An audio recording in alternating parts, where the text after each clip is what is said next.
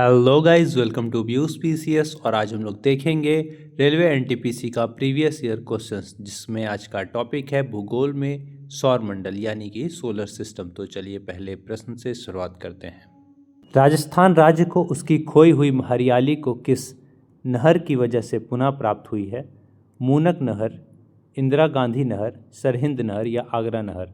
सही उत्तर हो जाएगा इंदिरा गांधी नहर। क्या हो जाएगा सही उत्तर? इंदिरा गांधी नहर से। ठीक है। राजस्थान राज्य को उसकी खोई हुई हरियाली पुनः इंदिरा गांधी नहर की वजह से प्राप्त हुई। इंदिरा गांधी नहर भारत के सबसे बड़े नहर तंत्रों में से एक है। यह सतलज और व्यास नदियों के संगम पर निर्मित हरिके बांध से निकली है। कहाँ से निकली है?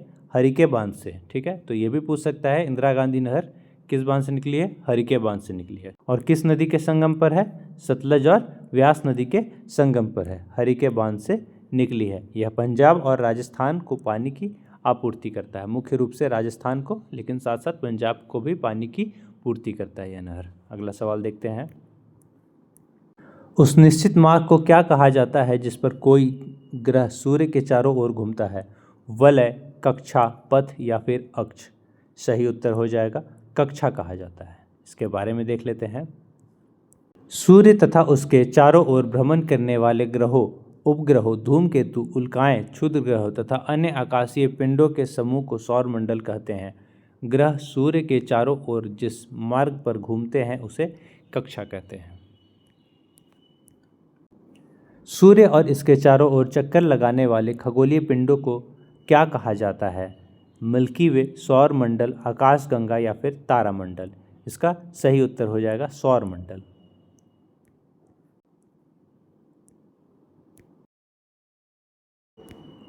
देखिए, सूर्य और उसका परिक्रमा करने वाले ग्रहों, उपग्रहों, उल्काएं, क्षुद्र ग्रहों, पुच्छल तारों तथा अन्य धूलि मेघ को संयुक्त रूप से सौरमंडल कहा जाता है। यानी कि सौरमंडल क्या है? ग्रहों, उपग्रहों, उल्काएं, क्षुद्र ग्रहों और पुच्छल तारों का झुंड है।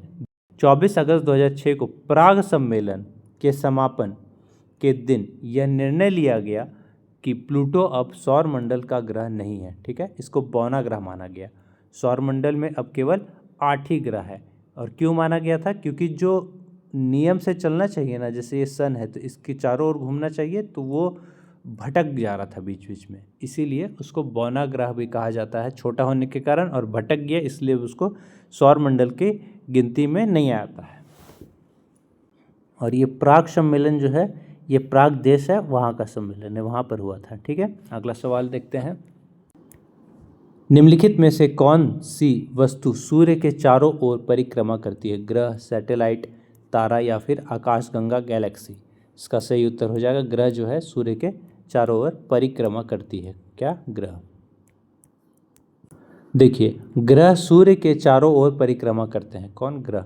अंतर्राष्ट्रीय खगोलशास्त्री संघ के अनुसार हमारे सौरमंडल में 8 ग्रह हैं। कौन कौन? तो सीरियल वाइज ही लिखा हुआ है ये, इसको याद भी कर लीजिए। पूछता है क्रमानुसार ग्रहों को बताएं। ठीक है, तो देखिए, बुध है, शुक्र है, पृथ्वी है, मंगल है, बृहस्पति है, शनि है, अरुण है, वरुण है। क्या क्या है? बुध, शुक्र, पृथ्वी, मंगल, बृहस्पति, शनि, अरुण, वरुण। ठीक है, इसी को बोलते हैं यूरेनस और नेपच्यून। ठीक है, अरुण वरुण को बोलते हैं, अरुण को यूरेनस और वरुण को नेपच्यून बोलते हैं। इनके अतिरिक्त 3 बौने ग्रह हैं। ठीक है, कौन कौन सा बौना ग्रह है? सेरेस, ठीक है, प्लूटो और एरिस। कौन कौन सा है? Ceres, Pluto, Eris. Ceres, Pluto, Eris. कितने बौने ग्रह हैं हमारे सौरमंडल में? कुल 3। कौन कौन सा? सेरेस, प्लूटो और एरिस। सौरमंडल के 4 आंतरिक ग्रह कौन कौन से हैं? बुध, शुक्र, पृथ्वी और मंगल। ठीक है, जिन्हें स्थलीय ग्रह कहा जाता है। तो बुध, शुक्र, पृथ्वी, मंगल को आंतरिक ग्रह भी कहा जाता है, और क्या कहा जाता है? स्थलीय ग्रह। तो पूछेगा स्थलीय ग्रह कौन सा है? तो बुध, शुक्र, पृथ्वी, मंगल। कुल कितने हैं? टोटल 4 है। आंतरिक ग्रह कौन सा है? बुध, शुक्र, पृथ्वी, मंगल। कुल कितने हैं? 4 हैं। सौरमंडल के 4 बाह्य ग्रह हैं। बाहरी ग्रह कौन कौन सा है? बृहस्पति, शनि, अरुण, वरुण। ठीक है, बृहस्पति, शनि, अरुण, वरुण। इसको कौन सा ग्रह कहा जाता है? तो जोवियन ग्रह कहते हैं। ठीक है, तो बाह्य ग्रह को क्या कहते हैं? जोवियन ग्रह कहते हैं। कितने हैं? कुल 4 है। कौन कौन से? बृहस्पति, शनि, अरुण और वरुण। ठीक है, कोपरनिकस ने 1530 में बताया कि सूर्य ब्रह्मांड के केंद्र में है और सारे ग्रह इसकी परिक्रमा करते हैं। निम्नलिखित कथनों में से कौन सा कथन सही नहीं यानी गलत है? सौरमंडल 2.3 वर्ष पुराना है, तो ये गलत हो गया, ठीक है, ये गलत है। बुध सूर्य का सबसे निकट ग्रह है, ये सही है। सौरमंडल में बृहस्पति ग्रह का सर्वाधिक उपग्रह है, ये भी सही है, ठीक है।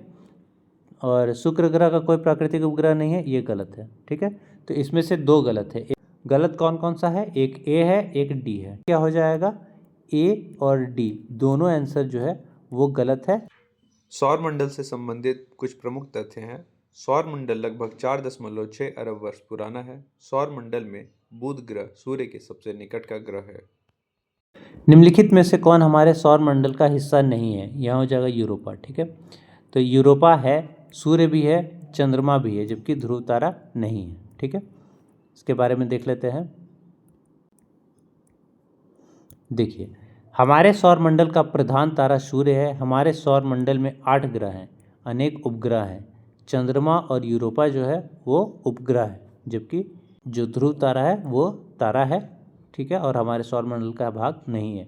क्षुद्र ग्रह एवं उल्कापिंड सम्मिलित है, ठीक है। ध्रुव तारा आसमान में उत्तर की ओर दिखने वाला अत्यधिक चमकीला तारा है, जो पृथ्वी के 390 प्रकाश वर्ष दूर है। चंद्रमा पृथ्वी का एवं यूरोपा बृहस्पति का उपग्रह है। ग्रहों के ग्रहपथों का सामान्य आकार क्या होता है? गोलाकार, पैराबोलिक, अंडाकार या फिर शंक्वाकार?